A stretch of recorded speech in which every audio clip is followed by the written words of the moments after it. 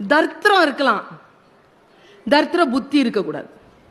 குதிரையில ராஜா போயிட்டே இருந்தானா, ஒரு பிச்சைக்காரன் உட்கார்ந்து இருந்தான். ராஜாவுக்கு மனசு கஷ்டமாயிடுச்சு. பிச்சைக்காரனை பார்த்து ஒரு செப்பு காசு அப்படி தூக்கி போட்டான். அவன் கேட்ச் பிடிக்கிறத விட்டுட்டா, அது சாக்கடையில் விழுந்துருச்சு. ராஜா கவலையாயிடுச்சு. குதிரையை திரும்பி கொண்டு போடானா. திரும்பி போனா அவன் சாக்கடையில் கையை போட்டு அந்த செப்பு காசை தேடிட்டு இருக்கான்.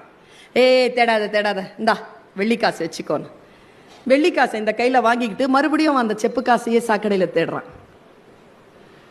ராஜா சொன்னார், நான் நிறுத்த சொன்னேனே, உனக்கு இது பத்தலையா? இந்தா ஒரு தங்க காசு. தங்க காசையும் வாங்கிக்கிட்டு அந்த பிச்சைக்காரன் அதுலேயே கை போட்டு தேடிட்டு இருந்தான். ராஜா, எப்போடா நீ அதை நிறுத்துவ? இல்லை இல்லை இருங்க, வரேன் ஒரு நிமிஷம். ராஜா பேசிட்டு இருக்கான், இவன் சாக்கடையில் தேடிட்டு இருக்கான். சரி வா, உன்னை நான் ராஜா ஆக்குறேன். அப்படின்னா என் பாதி ராஜ்யம் கொடுத்துட்றேன், அதில் இந்த சாக்கடை பகுதி வருமான்னு நானா? இந்த புத்தியை என்ன பண்ணுவீங்க? படித்தால் அந்த அழுக்கு கழுவப்படும், வேறு எதனாலும் கழுவப்படாது. அறிவினால் ஞானத்தினால் மட்டும்தான் மனதில் இருக்கக்கூடிய அழுக்கை கழுவ முடியும்.